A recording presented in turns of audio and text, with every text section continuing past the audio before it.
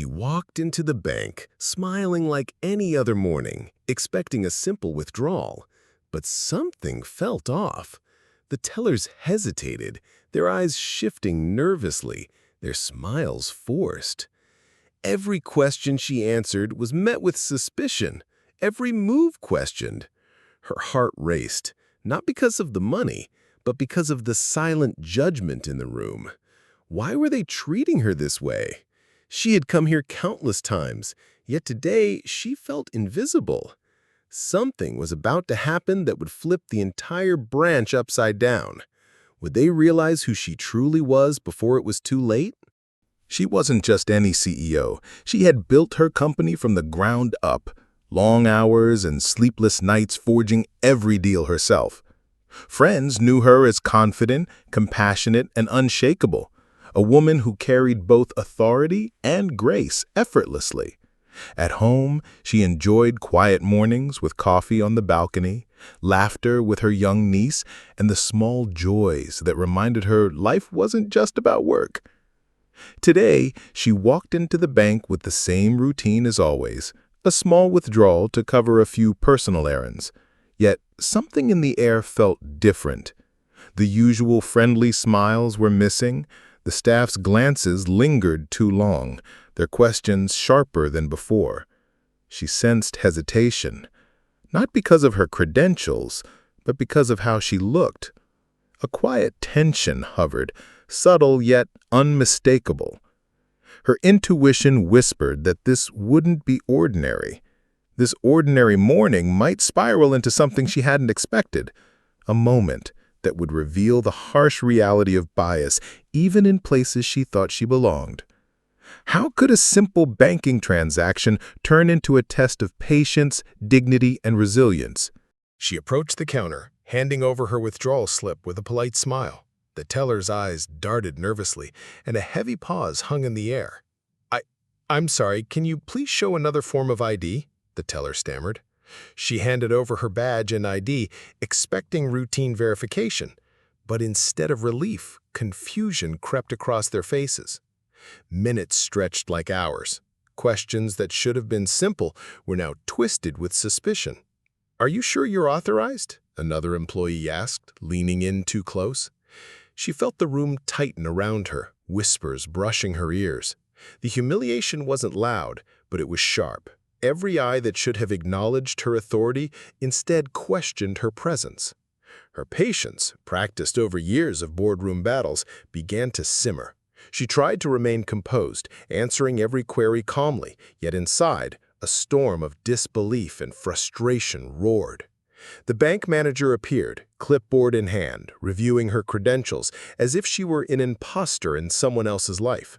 Small setbacks piled up, forms misplaced, approvals delayed, stares lingering just long enough to sting. The tension reached its peak when a colleague suggested calling security. The words hit like ice. Her heart pounded as she realized how quickly respect could evaporate, how her identity as CEO meant nothing in the face of prejudice. Was this really happening? Could her authority, her accomplishments, her entire career be overlooked in a single, suffocating moment? Every second ticked by, each one heavier than the last. Viewers watching could feel the invisible weight pressing down, the fear, the anger, and the looming revelation that something extraordinary was about to unfold. Would she finally confront this injustice? And if she did, how would the room and the world react? The air inside the bank had grown suffocating.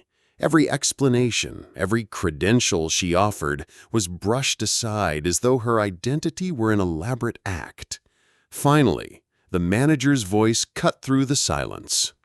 "We cannot process this transaction. Please step aside while we verify your information further." Her chest tightened. She had faced countless boardrooms, negotiated multi-million-dollar deals, but this was different. This was not about paperwork, it was about perception. To them, she wasn't a leader, a builder, a woman who had broken barriers. To them, in that moment, she was just another face they refused to trust. The injustice reached its peak when two security guards approached, hovering at the edge of the room. The implication was clear. Her presence was now a threat. Humiliation and rage burned in her chest. How could a routine withdrawal transform into this public trial of her worth? For a moment, she froze, fighting the instinct to shrink under their gaze. But then something shifted. She straightened her shoulders, her voice calm but unshakable. Every eye in the room turned as she revealed what no one expected. "I'm not just a client here," she said firmly, her gaze steady on the manager. "I own this bank." The words fell like thunder. Silence swallowed the room. Pens stopped moving, whispers ceased, and the guards stood motionless. Faces flushed with embarrassment as the truth cut through the air like a blade. And in that moment, the weight of injustice flipped back onto those who had cast it. But what happened next would not only change the atmosphere in the bank, it would ripple far beyond its walls. The silence that followed her words was deafening. The same employees who had doubted her moments ago now scrambled, their faces pale with shock and embarrassment. The guards, once ready to escort her out, lowered their eyes in shame. What had started as an ordinary transaction had turned into a lesson none of them would ever forget. For her, the money was never the issue. It was the weight of being dismissed, the sting of being treated as unworthy in a place she not only belonged but owned. And in that moment, she stood not just for herself, but for every person who had ever been judged first by their skin and only later by their truth. News of the incident spread quickly, sparking conversations far beyond the walls of that bank. Some called it shocking, others called it inevitable, because her experience was not isolated. It was a reflection of a much larger reality where success, status, or title often isn't enough to shield against prejudice. As viewers, the question we must face is uncomfortable but necessary.